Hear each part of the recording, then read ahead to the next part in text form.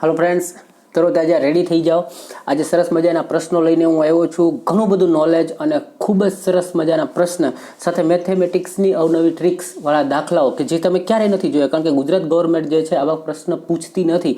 એવું કંઈક નોલેજ જે છે એવા તમને સરસ મજાના દાખલા હું લઈને આવ્યો છું। તો બધું કામ છોડી દો અને સરસ મજાની અહીંયા ધ્યાન આપી અને આજનો વિડીયો જે છે તમારા માટે ખૂબ જ જ્ઞાનથી ભરપૂર થઈ જશે। તો જોઈએ છે આજે પૂછાયેલા પ્રશ્ન। પહેલા પેપર લેવલની વાત કરી દઉં તો ડેઈલી જેવું જ છે, કંઈ અઘરું નથી, બહુ આવેલું બરાબર છે। 10-20% જે છે એ હાઈ નોલેજ જે છે પૂછાતું જાય છે બરાબર। બાકી બધું ડેઈલી જે સેમ ક્વેશ્ચન આવે છે એ જ પ્રકારના જીકેના ક્વેશ્ચન છે। 2-5 વિજ્ઞાનમાંથી આવેલા છે બરાબર। મેથેમેટિકમાંથી થોડો નાની મોટી કેલ્ક્યુલેશન, અમુક જે છે એ ડીઆઈ એટલે કે ડેટા ઇન્ટરપ્રિટરના ક્વેશ્ચન્સ, આવું બધો પ્રશ્ન આવ્યા છે। તો જોઈએ, મને જે સરસ લાગેલા છે એવા ક્વેશ્ચન્સ જે છે સારા કે નવી પેટર્નના પ્રશ્ન એ તમારી સમક્ષ લઈને આવ્યો છું। તો ચલો જાજો સમય ન બગાડતા એક્ઝેક્ટ પ્રશ્ન શું પૂછાયા છે બરાબર છે એની આપણે ચર્ચા કરી લઈએ છીએ।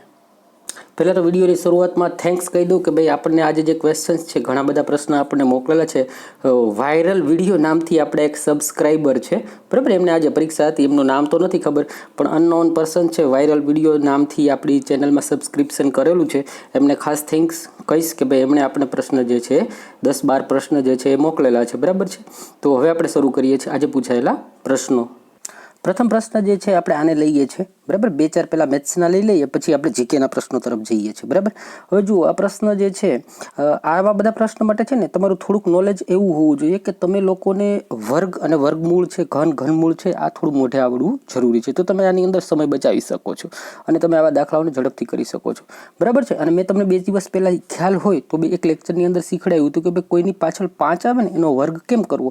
તો કોઈની પાછળ 5 આવે ને તો પહેલાં 25 તો મૂકી જ દેવાના, અને 2 પછી ક્રમિક સંખ્યા, 2 પછી ક્રમમાં 3 આવે, આ બંનેનો ગુણાકાર કરો ને 32-6 એટલે એ હંમેશા એનો વર્ગ થાય। ફોર એક્ઝામ્પલ 15 લઈ લઈએ, એક વખત હજુ નવા હોય સ્ટુડન્ટ તો એને ખ્યાલ આવી જાય। 15નો વર્ગ કરવો હોય ને તો પેલા 25 મૂકી જ દેવાના, એક પછી ગુણાકારની અંદર શું આવશે તો કે 2 આવે, એટલે 2 એકુ 2 તો 225 જે છે 15નો વર્ગ થાય છે।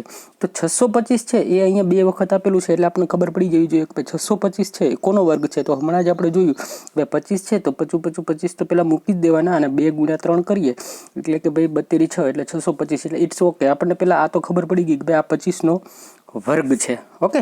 અને 25નો વર્ગ છે તો 25ને પણ આપણે આમ લખી શકીએ કે 5 ગુણ્યા 5 બરાબર છે, અને 25નો વર્ગ છે એટલે હજુ 2 વખત 5 ગુણ્યા 5। ઇન શોર્ટ આપણે એવું કહી શકીએ કે આ બંને જગ્યા જે છે એને તો આપણે એમ લખી શકીએ 5⁴ ઇટ્સ ઓકે। આ તો સમજાઈ ગયું, એટલે આ 2 પદ જે છે એ તો હવે આ બનશે। હવે બીજી એક વસ્તુ છે, જ્યારે આધાર સરખો હોય, મીન્સ કે અહીંયા એક્સની કોઈ ઘાત છે, માનો કે 10 આપેલી છે અને ગુણાકારમાં એક્સની 15 ઘાત આપેલી છે, તો જ્યારે આધાર સરખો હોય ને ત્યારે એમની ઘાત છે એ સરવાળામાં આવી જાય, એટલે આ બંનેનો સરવાળો થઈ જાય, ઇટ્સ ઓકે। તો હવે આપણે અહીંયા જોઈએ કે ભાઈ 0.17 બરાબર છે અને 0.08, આ બંનેનો સરવાળો તમે કરશો એટલે શું થાય છે તો કે 0.25, અને કોઈ પણ આ જે 0.25 હોય ને મિત્રો, 0.25 એને પોઈન્ટ હટાવવા હોય ને તો 2 અંક પછી પોઈન્ટ છે એટલે છેદની અંદર 100 મૂકી શકો બરાબર છે, એટલે આ અંક બની ગયો 25/100। હવે આપણે આ દાખલો જે છે, આ પેલા બેઝિક ઇન્ફોર્મેશન મેં તમને આપી દીધી। હવે શું કરીશું કે ભાઈ આ તો પેલા એક જ થઈ જશે બરાબર, અને ઉપરની ઘાત છે એનો સરવાળો થઈ જશે। તો આના માટે આપણે શું હમણાં જોયું હતું તો કે ભાઈ 5⁴ બને છે ઓકે। તો 5⁴ લખી નાખું છું।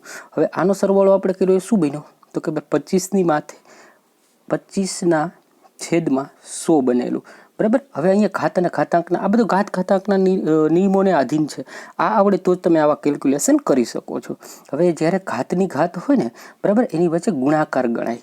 તો જુઓ, હવે 4 ગુણ્યા આટલો ભાગ છે બરાબર છે, અહીંયાથી છેદ ઉડાડશો તો 25 ચોકુ 100 થાય છે બરાબર છે ઓકે।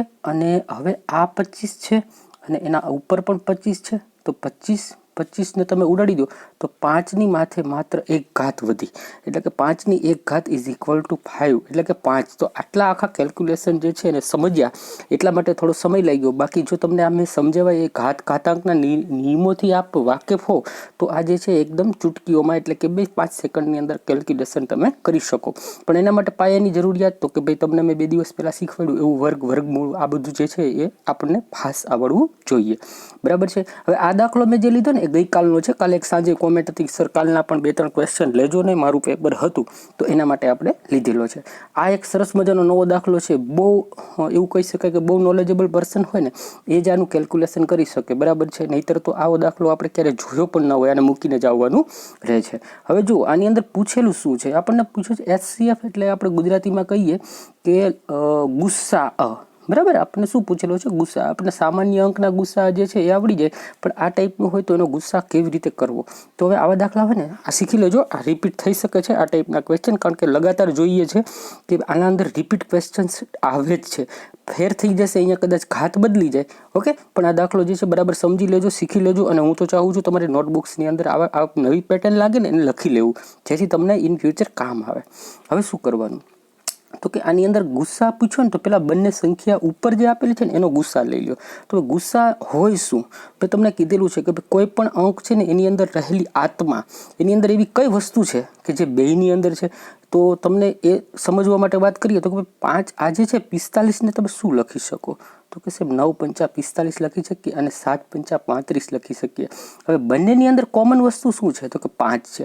તો બંનેની અંદર કોમન વસ્તુ જે હોય ને એ તમારો ગુસ્સા બને, ઓકે. તો કે ભાઈ આનો ગુસ્સા જે છે એ શું બન્યો આપણને? તો કે 5 જે છે આપણે આનો ગુસ્સા જોવા મળ્યો, ઓકે. આટલું સમજાઈ ગયું. હવે આપણે જોઈએ કે અહીંયા આ જે વસ્તુ છે એ તો કોમન જ છે, બરાબર. 3 - 1 3 - 1 તો બંનેમાં કોમન છે, એટલે બંને પદ જે છે એમાંથી એક પદ લઈ લો એટલે ગુસ્સા બની ગયો. It's okay. એટલે કે ભાઈ વસ્તુ એમ બને છે 3 - 1, અને આ ઘાતનો જે આપણે ગુસ્સા આવ્યો એ શું આવ્યો? તો કે એ 5 આવ્યો. જો આ દાખલાની અંદર મેં તમને કીધું કે ભાઈ ઘાત અને ઘાતાંક જે છે ને એ તમને મનની અંદર અથવા તો તમારા મૌખિક હોય ને તો તમે ફટાફટ કરી શકો. તો અહીંયા 3 ની 5 ઘાત કરતાં તમને જલ્દીથી યાદ હોવું જોઈએ, કારણ કે પરીક્ષામાં તમે 3 × 3 × 3 આવું કરવા બેસશો ને તો તમારી પાસે સમય ઘટશે મિત્રો. એટલે 3 ની 5 ઘાત છે ને એ 243 બને છે, ઓકે. અને અહીંયા માઇનસમાં 1 છે, તો માઇનસમાં 1 કરશો એટલે આનો આન્સર જે છે ને એ 242 જે છે એનો આન્સર બનશે. આ દાખલો ખરેખર કેવો હતો? તો કે બીજું આ વસ્તુનું શું કરવું એનું નોલેજ હોવું જોઈએ, બરાબર. પછી આપણે એમ કહીએ ગુસ્સામાં તો બંને પદમાંથી કોઈ પણ એક પદને લઈ લ્યો, અને આ જે છે 3 ની 5 ઘાત આવી, તો અમુક વસ્તુઓ જે છે ને કોઈ પણની એ ઘાત જે છે તમને મૌખિક આવડવી જરૂરી છે, બરાબર છે. તો જ તમે આની અંદર સરળતાથી આવા દાખલાઓને કેલ્ક્યુલેટ કરી શકો. નહીંતર કરી શકશો પણ તમારી પાસે ટાઈમની મારામારી થશે. હવે આગળ જોઈએ તો દરરોજ વાત કરું ને મિત્રો તો સાઇન, કોસ, ટેન આમાંથી 5 દાખલા પૂછાય છે, બરાબર. હું આ એટલા માટે નહોતો લેતો કારણ કે જો આ દાખલાને સમજવા માટે તમારી પાસે આખું કોષ્ટક મોઢે હોવું જોઈએ, બરાબર છે. બધાની વેલ્યુ જે છે એ ખબર હોવી જોઈએ. 10મા ધોરણની અંદર આ ચેપ્ટર આવે છે અને આ ટ્રિગ્નોમેટ્રીનું એવું ચેપ્ટર છે કે કદાચ સૌથી વધારે સ્ટુડન્ટને કંટાળો આવે કે ભાઈ ન ગમે એવું ચેપ્ટર હોય ને તો આ છે, કારણ કે આના અંદર તમારે વેલ્યુને યાદ જ રાખવાની, બીજો કોઈ વિકલ્પ જ નથી, બરાબર છે. એટલે આવા દાખલા આપણે લેતા નથી, કારણ કે હું તમને કહું કે ભાઈ 10 45 આટલું થાય, બરાબર છે, 10 90 આટલું થાય, તો તમને એ ખબર ના હોય તો તમે કહો સાહેબ આ શું બોલે છે, આપણને આઈડિયા નથી, માટે આવા દાખલા નથી લેતા. પણ આ જે દાખલા છે ને મને એવું લાગ્યું કે આ હું લઈ લઉં, એકદમ ઇઝી છે. શું કહેવા માગે છે? હવે જો હું પહેલાં તમને એક વાત કહું કે ભાઈ હું ભારત જે છે એને ભારત લખું કે હિન્દુસ્તાન લખું કોઈ ફરક પડતો નથી, બરાબર. તો એમ ગણિતની અંદર છે ને આવા નાના મોટા ચેન્જીસ કરે. કેવી રીતે? તો કે જો અહીંયા 5 tan θ બરાબર 3 છે, તો આ જ વસ્તુને આપણે આ 5ને આબ લઈ જાઓ ને 3/5 બને, બરાબર. એટલે અહીંયા આ વાત હતી કે ભાઈ ભારત લખ્યું હતું એને મેં અહીંયા હિન્દુસ્તાન તરીકે શું કહેવાય કે ચેન્જ કર્યું, પણ મતલબ જે છે બેયનો બદલતો નથી, વાત ભારતની જ થાય છે. સેમ કે હવે આ 5 જે છે એ આવશે 3/5. હવે બીજી વસ્તુ tan θ જે હોય ને એ તમને ખબર હોવી જોઈએ કે ભાઈ એ હોય શું. tan θ જે છે ને એ મેથેમેટિકની અંદર શું હોય ખબર છે? તો કે સાઇનના છેદમાં cos is equal to tan θ બને, એટલે સાઇન θ અને કોસ θ. હવે આના બરાબર આપણી પાસે વેલ્યુ છે 3/5. શું છે?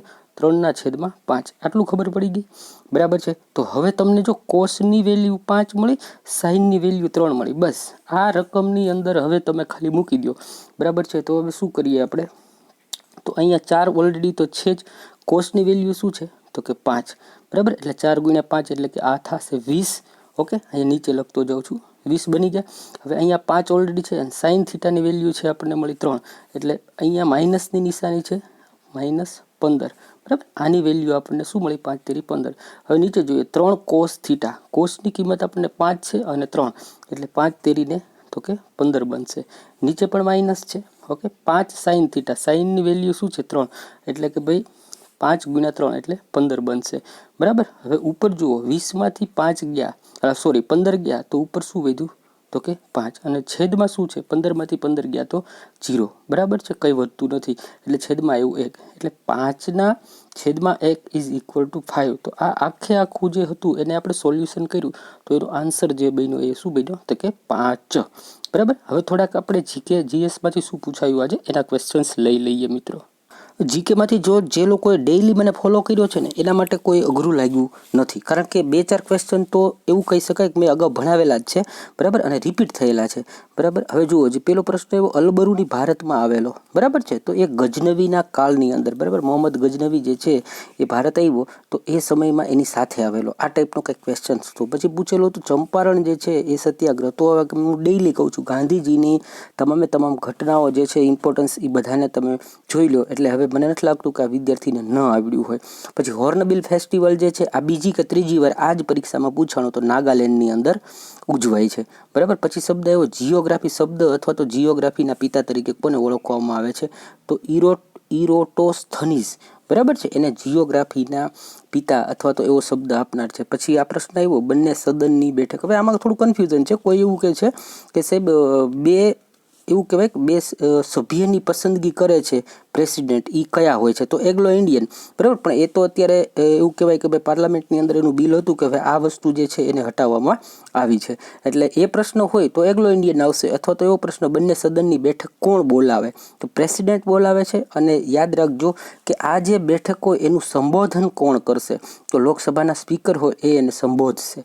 પછી ક્વેશ્ચન છે એવો હમિંગ બર્ડ, બરાબર. એવો ક્વેશ્ચન હતો કે પાછળની સાઈડ પણ ઉડી શકે એવું કયું પક્ષી? તો કે એ હમિંગ બર્ડ છે. હમિંગ બર્ડમાંથી બીજો પ્રશ્ન એક બને છે મિત્રો, યાદ રાખજો.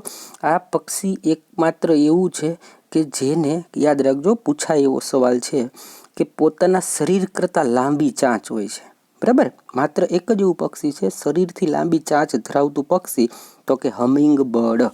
પછી જો આ લખનૌ કરાર છે તો એના માટે મેં 2 દિવસ પહેલાં કીધું હતું કે ભાઈ આ પૂછાશે અને પૂછાયું હતું. પાછું આજ રિપીટ ત્રીજી વાર આ ક્વેશ્ચન આવ્યું, પણ આજે ચેન્જ શું કર્યું કે લખનૌ કરાર જે 1916ની અંદર થયા ને, નરમ દળ અને ગરમ દળ, જહાલવાદ મળાવવાદ ભેગા થયા, તો એ જે 1916માં આ શું કહેવાય કે ભાઈ કોંગ્રેસનું જે અધિવેશન ભરાણું એમને સંબોધન એટલે કે અધ્યક્ષ તરીકે કોણ હતા? તો અંબિકા મજુમદાર. પછી વાત કરી અને લખનૌની અંદર થયા હતા, લખનૌ કરાર તરીકે જ ઓળખાય છે. પછી ક્વેશ્ચન હતો કે બેટી બચાવો બેટી પઢાવો આ જે છે એનું ઉદ્દેશ્ય શું છે? તો કે જો આનામાંથી આ ત્રીજી વાર ક્વેશ્ચન છે. 2015ની અંદર હરિયાણાથી આ જે છે આખું બેટી બચાવો બેટી પઢાવો અભિયાન સ્ટાર્ટ કરેલું અને સ્ત્રીઓનું વિકાસ માટે, એટલે કે ભાઈ સ્ત્રીઓની જે લિંગ આપણું પ્રમાણ છે એ ઘટે છે તો લિંગ પ્રમાણ સ્ત્રીઓનું વધે, સાથે સાથે સ્ત્રીઓ છે એને સમાજમાં એક સારું સ્થાન મળે અને એ પણ ભણે અને આગળ વધે, બરાબર. આ ઉદ્દેશ્ય માટે આ જે છે અને હરિયાણાથી આ સ્ટાર્ટ કરવામાં આવેલ, કારણ કે હરિયાણાની અંદર સ્ત્રી લિંગનો રેશિયો છે ખૂબ ઓછો છે. પછી વાત કરીએ તો કે જો એક ક્વેશ્ચન હતો કે ભાઈ જે બરાબર 25 આપવામાં આવ્યું છે ને, GAME ગેમ બરાબર 65 હોય તો બેઝિક જે છે એનો જવાબ શું થશે? બરાબર. તો આ જો એક તમને નાની એવી ટ્રીક આપી દઉં, તમે એક શબ્દ મગજમાં યાદ રાખજો, બરાબર. પછી JOT અને Y, કારણ કે હવે આપણે છે ને સ્માર્ટ બનવું પડે. પરીક્ષાની અંદર તમે ત્યાં ABCD ગણવા બેસો ને મિત્રો તો એ તમે થોડાક ઓલા કહેવાઓ કે ભાઈ તમારો ટાઈમ જે છે ને એ ઘટે, એટલે મગજની અંદર EJOTY આને યાદ રાખવું, બરાબર. હોય ને એ 5 નંબરે હોય, આ 10 નંબરે હોય, બરાબર, આ 15 નંબરે હોય, 20 નંબર હોય અને આ 25 નંબરે હોય. આ બસ આટલું યાદ હોય ને તો તમે એના આગળ પાછળના અક્ષરો જે છે ને એ તાત્કાલિક ગણી શકો, બરાબર છે. એટલે EJOTY 5, 10, 15 ને 20, 25 આટલું યાદ રાખજો.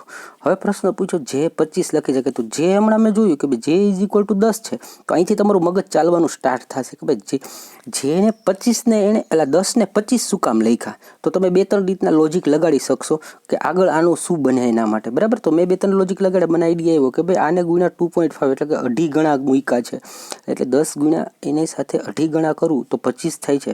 બસ એ લોજિક લાગી ગયું. તો સેમ વસ્તુ છે ત્યાં દરેક અંક જે છે ને એને ગુણ્યા 2.5 કરતા જશો એટલે તમને આન્સર જે છે આનો મળી જશે.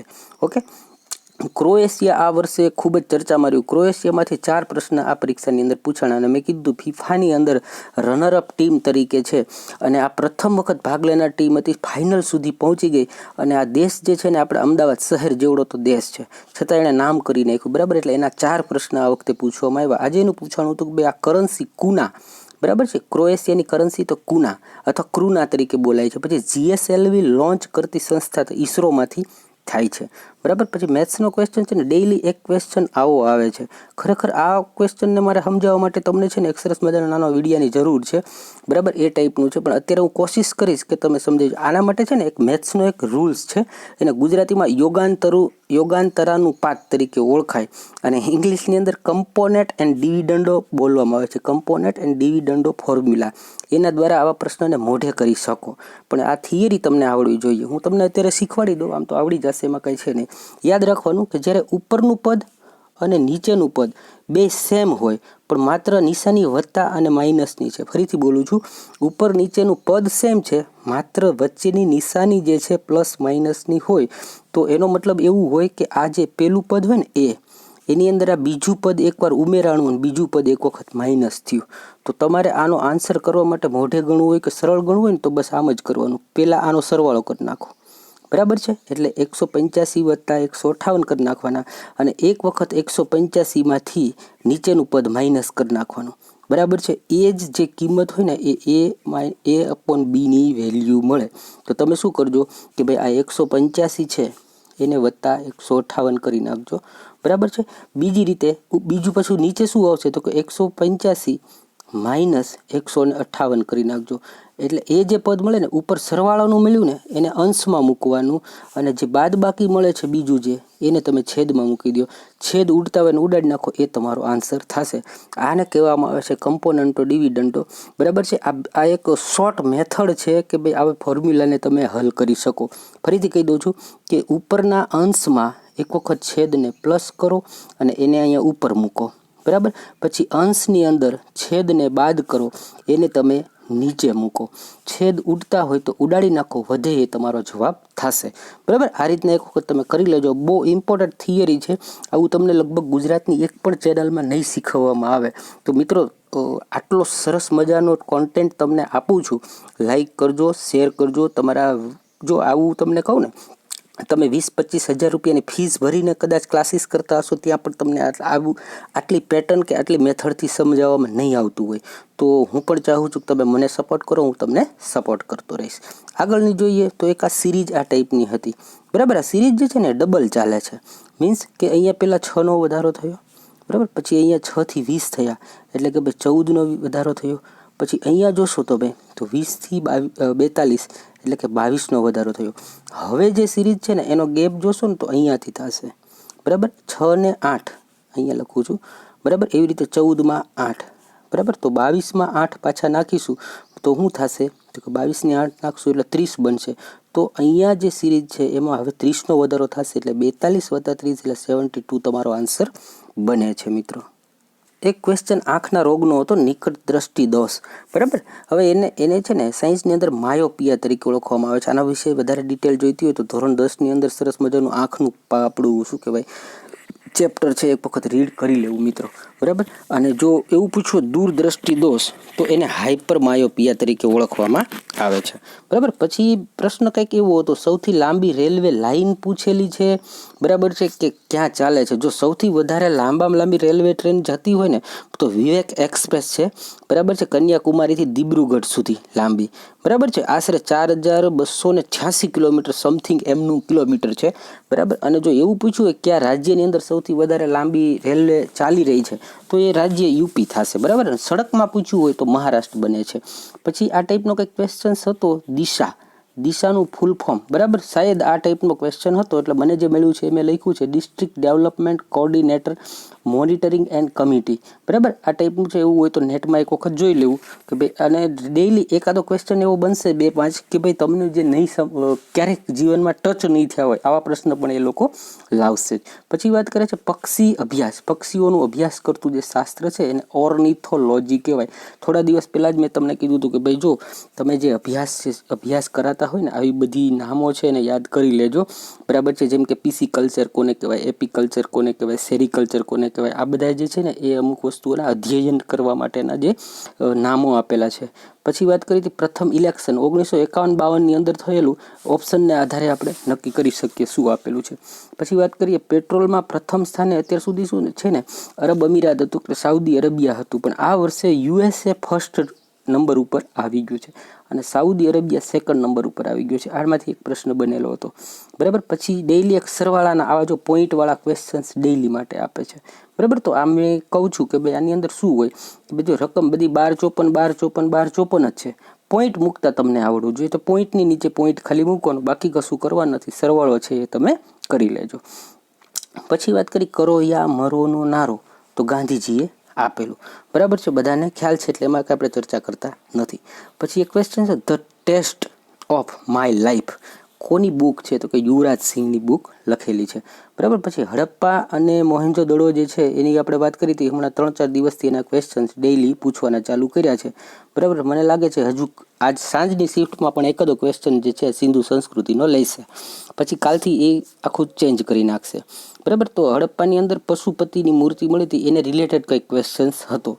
બાકી વાત કરીએ તો કે ભાઈ લાલ કિલ્લો કોણે બનાવ્યો એવો પ્રશ્ન આવેલો, હાર્ડવેર છે કે નેટ શું કહેવાય સોફ્ટવેર છે, બરાબર. આ ટાઈપના પ્રશ્ન પૂછેલા, નીચેનામાંથી કયું હાર્ડવેર છે કે નથી, બરાબર. આ ટાઈપનો ક્વેશ્ચન હતો. પછી પોખરણ ધડાકો આજે પાછો પૂછ્યો, આ પરીક્ષામાં 4 વખત આ પ્રશ્ન આવ્યો, પોખરણ અણુ ધડાકો.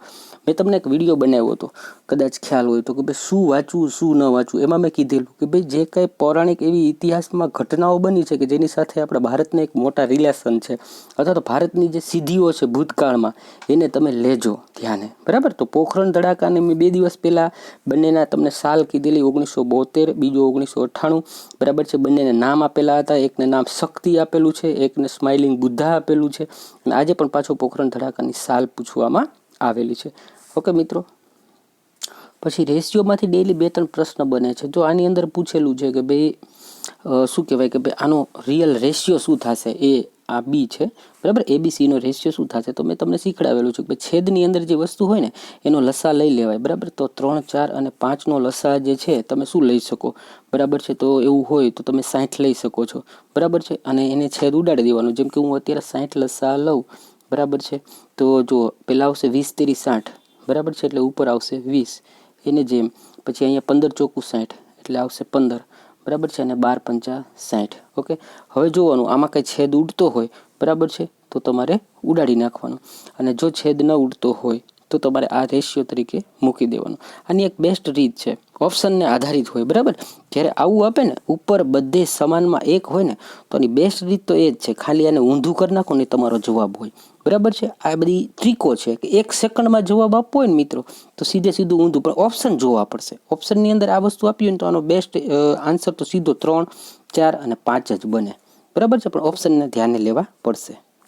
એક સરસ મજાનો ક્વેશ્ચન ભાગીદારીમાંથી હતો કે ભાઈ એબીસી છે ને એક સાથે 3300 રૂપિયા રોકાણ કરી અને કોઈ બિઝનેસ ચાલુ કરે છે, પ્રોફિટ જે છે ને 15,000 રૂપિયા થયા, એને 4500 મળ્યા, બીને 5500 મળ્યા, તો સીએ રોકાણ કેટલું કરેલું હશે. આવા દાખલાને પણ રેશિયોને લઈને તમે બનાવી શકો.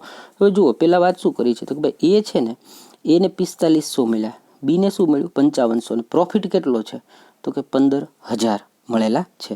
તો એના ઉપરથી તમે સીને કેટલા મળ્યા હશે એ તો નક્કી કરી શકો ને, કારણ કે આ બેનો સરવાળો જે છે એ શું થયો 10,000, તો સીને શું મળ્યું તો કે 5,000 રૂપિયા મળ્યા, બરાબર છે. હવે જુઓ અહીંયા એક લોજિક હોય અથવા બુદ્ધિ વાપરવાની હોય કે બધાને પૈસા મળે કેવી રીતે, જે રોકાણ હોય ને એને આધારે પૈસા મળે, બરાબર છે. તો રોકાણ હોય ને એ હંમેશા રેશિયોમાં આપણે કાઢી શકીએ.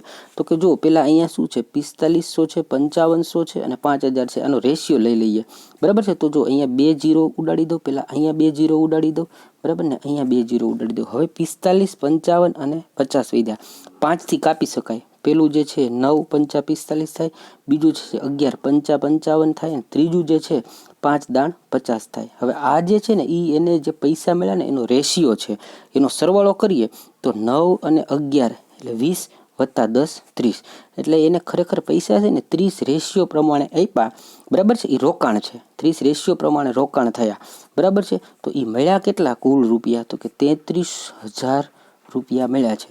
હવે છેદ ઉડતા હોય તો આ 0થી પહેલાં 0 ઉડાડો, 3 ગુણ્યા 11 કરો એટલે રેશિયોમાં ઉડી જાય, એટલે અહીંયા 1100 મળ્યા. હવે જુઓ જી, સી વિશે પૂછેલું છે પ્રશ્નમાં સી, તો સીનો રેશિયો 10 છે અને એક રેશિયો બરાબર શું છે તો કે 1100. તો 1100 ગુણ્યા 10 કરી નાખો એટલે પાછળ એક મીંડું આવશે.